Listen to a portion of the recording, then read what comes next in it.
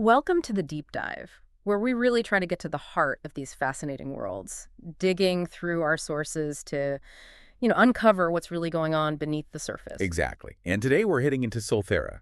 It calls itself the last bastion of life, which sounds impressive, right? It does, but the sources we have paint a picture that's, well, it's much more complex than that. Not just grandeur, but deep, deep fractures. It's a place of stark contrasts. Right. This isn't just some location, it's a living contradiction. And for you, our listener, especially if you feel caught between its different worlds, understanding these nuances is, well, it's vital. So let's set the scene. Okay, picture this. A city that's roughly 30 kilometers across. I mean, that's huge. And it's built around this massive central mountain. We're a real fortress city, in a way. Absolutely. And right at the very peak, you've got the Magus Tower sort of gleaming there. It's not just a building, it's the power source. The heart of Soltherra, you could say. Yeah, exactly. It emits this energy bubble. It's subtle, almost transparent, shimmering slightly, and it covers the entire city. A magical shield. And it's quite a sight, I imagine. This field, it distorts the view outside, doesn't it? It does, just subtly.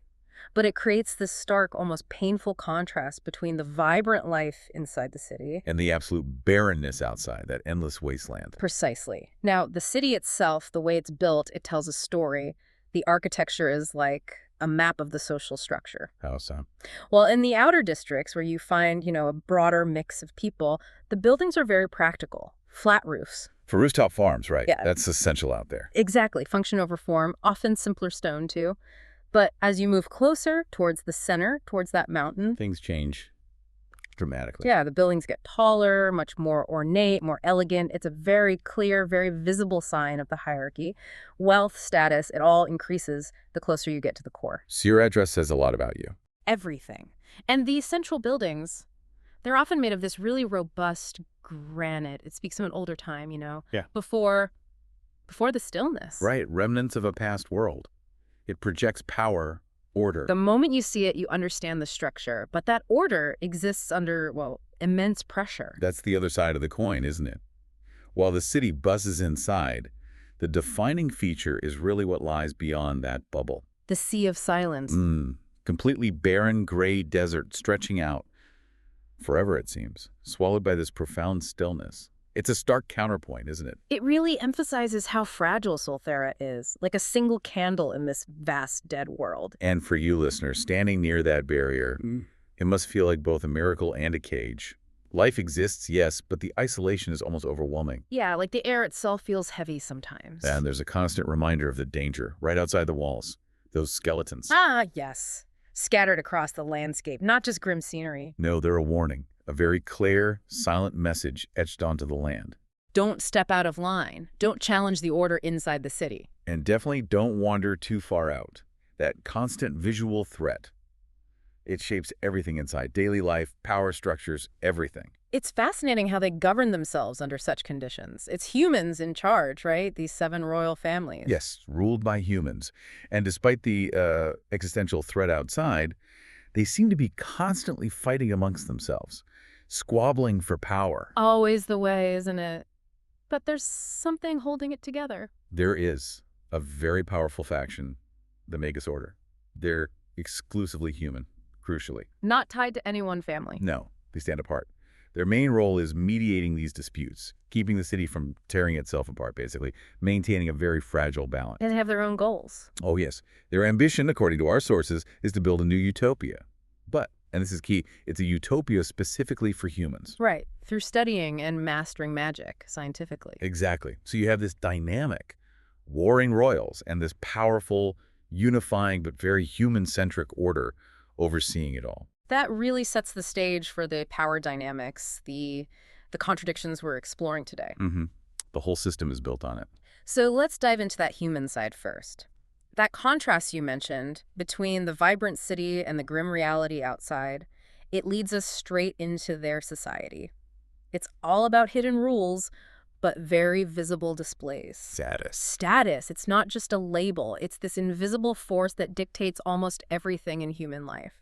Every single day, every interaction. It's not just an inconvenience to have low status, is it? No, it's devastating. It means worse marriage prospects, which impacts your family's entire future. It means poorer business deals, less opportunity. It's pervasive. A constant pressure. Relentless. And because it's so important, they've developed these incredibly intricate ways to show it off, to maintain it. Through possessions, for example. Right. It's not just what you own, it's the quality, the tidiness, how well you maintain things, and how exclusive they are. So a well-kept tool speaks volumes. Exactly. Or a rare spice. Perfectly preserved clothing. They're statements, not just items. And housing. That reflects status, too, I imagine. Hugely. Fewer family members in one household. That often signals higher status.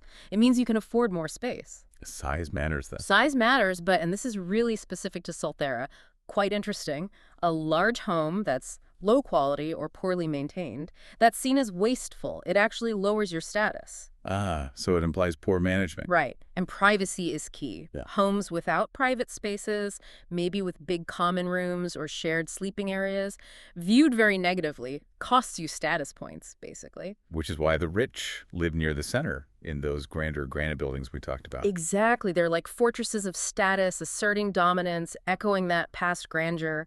For you, listener, trying to navigate this obsession with visible and invisible markers must feel like a constant, complex dance. Almost suffocating. Even color becomes a status symbol. Pigments are expensive there. So bright colors are a luxury. Definitely. Those really luxurious, intense blue fabrics, that's a color that's apparently very hard to make. You only see that on the truly wealthy. It's a silent broadcast of wealth. A code everyone understands. And location, too. Most humans live on the surface, obviously. In the light, near the center if they can manage it. But not everyone. No. There are the unfortunate ones, forced to live below ground.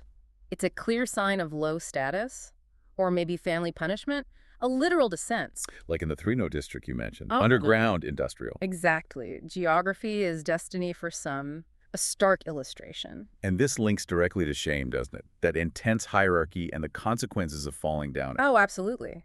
Shame in human society isn't quiet or internal, like you might expect. No, it's public, confrontational, the spectacle. And it rubs off, as our sources put it. It affects your whole community, your family. It becomes this collective burden. A powerful tool for social control. Keeps everyone in line through fear, but also that shared disgrace. And the main stage for this public shame, the arena. Not just for games, then. Not at all. It's where public punishments happen. Executions, yes, but also flogging, torture. It's all done very theatrically. For maximum impact on the crowd. A bloody lesson. The atmosphere must be intense. Shouts, cries, fear. And the punishments are specific, aren't they? Tailored to the crime, designed to humiliate. Right. A murderer might face multiple fights to the death, prolonging it. A gang might be forced to fight each other, showing their disloyalty. Brutal. But what about lesser crimes? You mentioned thieves earlier. Yeah, this is where it gets particularly, well, disturbing, especially thinking about you, listener, caught between cultures. A thief might be sentenced to a fistfight against trained warriors. And those warriors are often elves. Often elves, exactly, who humans consider an underrace. But they're trained fighters, so they usually win. Almost always. And that's the point. It's not about justice, it's about maximizing the human offender's humiliation, beaten by someone they see as inferior in public. Stripped of all dignity. And it's strategic, using elves this way. Absolutely. It amplifies the shame for the human, and crucially, no human family gets blamed for the beating. It neatly avoids human-on-human conflict, while reinforcing the elves' lower status. Chillingly efficient. A masterclass in dehumanization, really. Forcing one group to degrade another, while the powerful wash their hands of it. And this control extends right into the family unit. Oh, completely. Human families are strictly patriarchal. The patriarch's word is law. Final decisions on everything, business, marriage. He carries the weight of the family's future, its status. And the sons. They're constantly trying to prove themselves to him, seeking his approval, angling for a good inheritance. So masculine traits are highly valued. Combat, negotiation, planning. Revered, almost. Seen as essential for leadership, for protecting the family's standing. And this focus on lineage, it even shows up in names. It does. Sons usually take their father's name as a middle name. It's a public sign of their connection, their place in the line. Belonging is everything. But if a man doesn't have a middle name, that means he's become a patriarch himself. He started his own line. It signals responsibility. Interesting. But there's a negative side to this, too. Yes, the name andros. It means disconnected. It's given to orphan boys or widowers with no children. A mark of shame. A profound one. It shows how vital that family connection is. To be disconnected is to be lost, foundationless. And women. No middle names. No. Their identity is tied to their role, daughter, wife, mother, always in relation to the patriarch. Their roles are clearly defined then, bearing children, supporting husbands. Primarily. They manage the household, the domestic economy, but good women, as the sources say, also build alliances between families. Social diplomacy, strengthening the patriarch's position. Exactly. And skills like reading, writing, economics, those are considered feminine pursuits, fitting those roles. It all comes back to maintaining the family's position. Which brings us back to privacy again. Sharing a home with another family, deeply shameful. It screams poverty, failure. Personal space is almost sacred. A fundamental right, reflecting dignity. Such a stark contrast to the elves. For you, listener, feeling perhaps a pull towards community, this human need for walls must seem isolating. Intensely so.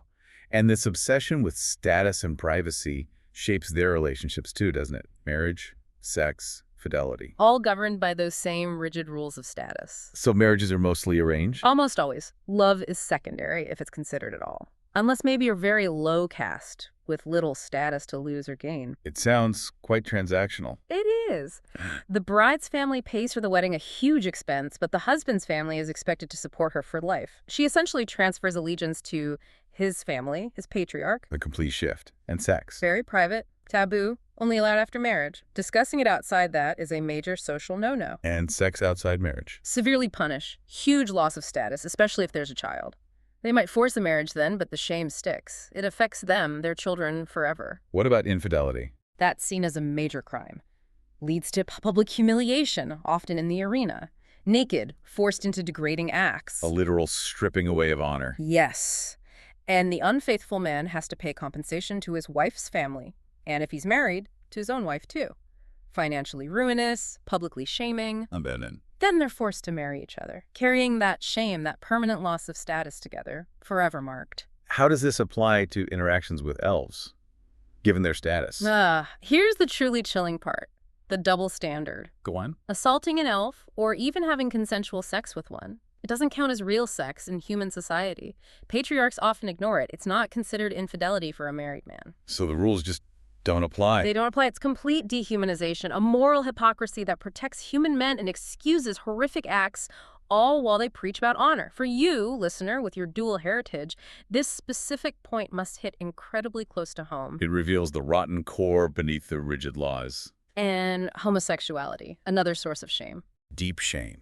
Very private, not spoken of, pushed into the shadows. Expected to live heterosexually, marry, have children. Yes, maintain appearances, fulfill duties. If a homosexual relationship became public, it would mean severe humiliation in the arena. It challenges that whole patriarchal structure. And nudity ties into this, the taboo around it. Exactly. Only spouses see each other naked, mothers see young children. This extreme modesty makes public nudity in the arena even more powerful as a tool of humiliation, exposing their shame, literally. It paints a stark picture, doesn't it? A society obsessed with status, controlling everything through public shame. But now, let's shift focus, away from human rigidity to the elves. And it's almost like stepping into a different reality, Alex. Their world operates on such fundamentally different principles. There are about 150,000 elves, right? Nominally free, but somehow still belonging to human families. In a systemic way, yes. They aren't slaves in the traditional sense, but their entire culture is defined by this deep collective shame. Guilt over their ancestors causing the stillness. They believe their magic destroyed the world, left the sea of silence. They do. And the human Magus Order has actively reinforced this narrative for centuries, telling them their magic started the plague, their ancient council was corrupted. A historical catastrophe they feel personally responsible for? Yes, and crucially, they believe it because, as our sources say, they can feel that this magic is just like their own, a magic that only the elves can cast. Wow. So their own nature confirms their guilt in their eyes. Tragically, yes. Yeah. For you, listener, this inherited guilt must feel incredibly real, a constant weight. What are the consequences of that belief? Profound. They see themselves as responsible for the world's death, So they believe they must live in submission to humans as penance A self-imposed punishment. Until when? until the sea of silence turns green again, which seems Yeah. impossible. So this belief makes them suppress their own magic, see it as dangerous. Yes, they actively try not to have children with strong magical traits, trying to breed out their own heritage, desperate to avoid another catastrophe. Instead of individualism, their focus is collective. Entirely. Collective responsibility, community, deep respect for all life. It's the polar opposite of human competition. Where do they mostly live? You mentioned underground. Many do, yes. Places like the Thrino district, it's industrial hard work, but it's also a space for their communities away from the surface. And meeting places like the Dagger, underground, inexpensive. It reflects their communal nature, maybe their marginalization too, finding community beneath the human world, and life adapts there. Even the light is different. The Thiomoss. Exactly. Glows faintly cyan for humans, but for elven dark vision.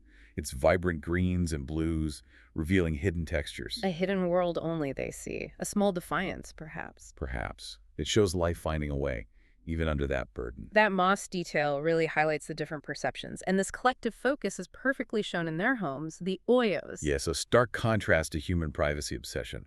Oios are large communal living spaces, often one huge common room where everyone lives together, like one big family, blood relation or not. A complete rejection of the isolated human family unit. For you, listeners, switching between these worlds, the Oios must feel like a warm, if maybe overwhelming, embrace compared to human isolation. The layout reflects it. That big common room for eating, socializing, sleeping. Common kitchens, common bathrooms. Open corridors, very few doors. Yeah. Usually just the front and back. Deliberately sacrificing privacy for community. Precisely. Mm. But there's one exception. The Adron. Ah, yes, the private space. A small room, maybe just a cupboard, lockable, where they keep valuables, secrets. The one place where individual ownership and solitude are respected in the Oios. But rare to have a whole room. Very rare. Which underscores how precious individual privacy is because it's so rare for them. Completely opposite to human priorities where your private home is your status. That single treasured space says so much. For you, it might feel like a vital anchor in that sea of community. This communal life shapes their relationships too. Intimacy, children. They don't have marriage like humans. No, they choose a life partner. It's more of an emotional, spiritual bond. Lifelong commitment to shared experience. And children. It's not seen as a problem to have children with someone other than your life partner, as long as there's honesty. Because all children are seen as a gift to the community. No concept of illegitimacy. None. Just collective joy and responsibility for new life. Again, completely different from human obsession with lineage and bloodlines. For you, listener, this might seem like a much healthier approach. But homosexuality is viewed differently as a wasteful shame. Yes, but for different reasons than human shame. It's wasteful because it can't produce children, which goes against their focus on community growth and perpetuating life, especially given the stillness. Not a moral sin, but a loss to the community's future. Exactly. A deep sorrow, not anger. But this pressure is still tragic.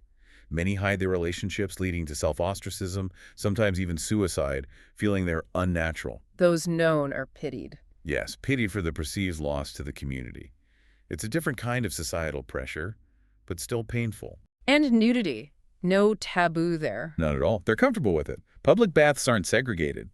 The body isn't inherently shameful for them, unlike for humans. Another huge cultural divide. But this openness doesn't erase their core burden of shame about the stillness. No, that remains foundational. It's incredible how opposite they are on almost every level. But beneath these cultural clashes, there's that power imbalance enforced by law. Yes, the legal system is deeply skewed, upholding human dominance. The laws for elves are incredibly harsh. Elven magic is illegal, punishable by death. Yes, and the mere existence of half-elves is also a capital offense. Possessing magical items too, all punishable by death. And they can't train for combat. Forbidden. Unless they're hired as arena fighters, becoming tools for human punishment, as we discussed. They can't carry weapons, only basic tools. Violations mean the arena. Often, yes. Brutal punishment, public degradation. It's systemic suppression. But assaults against elves. That's the kicker. Frequently overlooked, especially if the attacker is from a noble human family. A deliberate blind spot in the law. Systemic oppression. Absolutely. And the elves, burdened by their own collective shame, often internalize it, try to overshadow it. see it as part of their penance. But for you, listener, with that half-human perspective, you see the hypocrisy, the injustice, unclouded by that elven guilt. You see the laws as tools of power, not justice. Exactly. And then there's the constant surveillance. Everyone has a job. Foundry, farms, noble houses, any absence, injury, illness, it's noticed.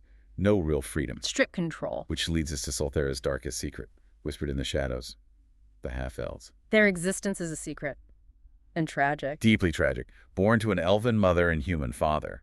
The birth itself usually kills the mother. Why? A human child develops too fast for the elven body's natural 27-month gestation. It puts fatal strain on the mother. Horrifying. That origin must instill so much conflict. Immense. A deep shame in their elven side, reflecting that collective guilt, feeling unnatural, but also often a burning hatred for humans. Because the mothers were often victims of assault, rape, acts ignored by human law. Frequently. So their very origin is steeped in trauma and injustice. For you, listener, this dual heritage isn't just genetics. It's a legacy of pain, fury, and internal conflict. And their existence is illegal. Punishable by death if discovered. An abomination to human law. But the full-blooded elves, even seeing them as not true elves, protect them. Why? Because of that deep elven value, collective responsibility for all life. Even life deemed illegal by humans, they keep their existence secret. Despite the danger, but they have unique abilities. Yes, a remarkable counterpoint. They can perceive energies, residual effects, like emotional echoes left by strong actions or feelings. Like what? Walk where someone died violently. You might feel a dark misfortune, almost sickening if you stay too long. Or near a happy birth, a feeling of joy, maybe mixed with fatigue, ripples that fade over time. Fascinating. And different skills help interpret these energies. Right. Natural perception detects them. Investigation might trace them. Arcane knowledge could tell if it's magical, maybe what kind. Nature knowledge. Empathy. Nature knowledge might reveal patterns, clues about the source race, maybe gender. Empathy identifies the core feeling, pain, joy, anger. So it's this unique, almost spiritual sense tied to their mixed heritage. Exactly. It gives them this profound layer to their tragic lives. A different way of perceiving the world, feeling its hidden truths, even as Soltherra tries to deny their very existence. It really brings it all together, doesn't it, Soltherra? The city of contradictions. A vibrant bastion of life, clinging to existence. Yet built on the elves' collective shame for the past, and the humans' individual shame driven by status and public humiliation in the arena. A place with blatant legal double standards, protecting oppressors, punishing the vulnerable. And hiding a persecuted population, the half-elves whose existence is a crime, yet who can feel the world's echoes. For you, listener, caught between these worlds, your very being is a challenge to Soltherra's foundations. So the question lingers, hangs in the air. For a city that prides itself on being the last bastion of life, what does it truly mean to live in a place where your very existence, your unique insight into the world's truths, is considered a crime punishable by death?